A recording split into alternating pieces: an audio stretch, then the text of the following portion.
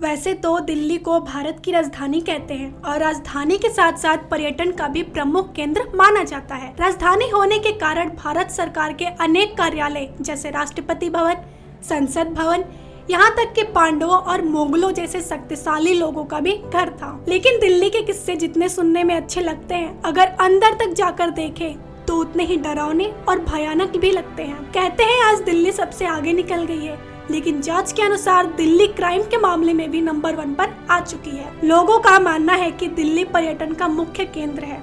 अगर दिल्ली की एक लड़की रात को अकेले घूमने के लिए निकल जाए या किसी काम के सिलसिले से, तो दिल्ली की सड़कों पर दरिंदे अपनी हवस का शिकार बनाने के लिए नजर लगाए बैठे रहते हैं। आप दिल्ली कंझौला कांड को ही देख लीजिए। तारीख है 31 दिसंबर 2022 की।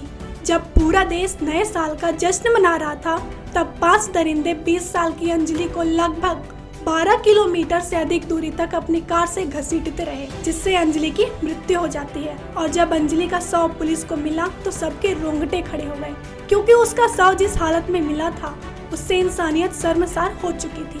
आप अंदाजा भी नहीं लगा सकते हैं, लेकिन अंजलि के तन पर एक भी कपड़ा नहीं था और ना ही इसकी सच्चाई सामने आ पाई है कि अंजलि के तन पर एक भी कपड़ा क्यों नहीं बचा। दूसरा, श्रद्धा हत्याकांड। तारीख है 18 मई 2022। महाराष्ट्र की रहने वाली 27 साल की श्रद्धा की हत्या उसी के बॉयफ्रेंड अमिताभ पूनावाला ने दिल्ली के मोहरौली में गला दबाकर की थी।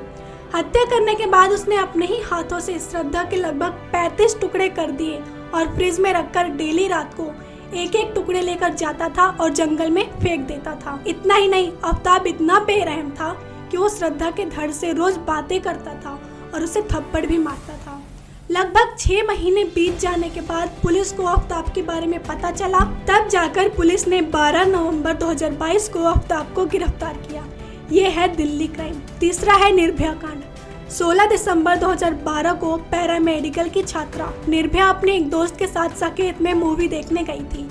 रात काफी ज्यादा हो चुकी थी और घर जाने में देरी हो रही थी, इसलिए दोनों एक बस के अंदर बैठ गए। उस बस में पहले से ही 6 लोग थे, लेकिन किसे पता था कि उस बस में बैठने पर उनकी जिंदगी ही बदल जाएगी। जब दोनों बस में बैठे तो अपराधियों ने बस का गेट बंद कर लिया और निर्भया के दोस्त को लोहे की रॉड से खूब मारा और निर्भया को पीछे ले जाकर बहुत ही बेरहमी से उसके साथ चलती बस में रेप किया। रेप करने के बाद दोषियों ने दोनों को झाड़ियों में फेंक दिया। ऐसे में एक बाइक वाले ने पुलिस को बुलाया, जिसके बाद दोनों को हॉस्पिटल ले जाया गया।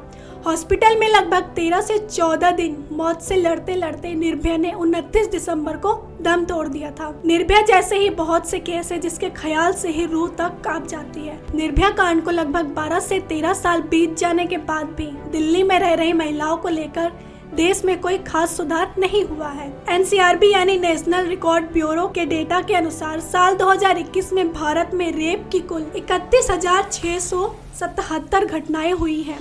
मतलब रोज करीब 86 लड़कियां रेप का शिकार होती हैं, लेकिन पूरे साल में केवल 28.6% केस में अपराधियों को दोषी करार दिया गया है। यानी 100 में से सिर्फ 28 अपराधियों को सजा मिली है। इस डेटा से आप अंदाजा लगा ही सकते हैं कि भारत की राजधानी दिल्ली क्राइम में कौन से नंबर पर आती है। आपका दिल्ली क्राइम में बढ़ते मामले को लेकर क्या कहना है, हमें कमेंट करके जरूर बताइएगा। धन्यवाद।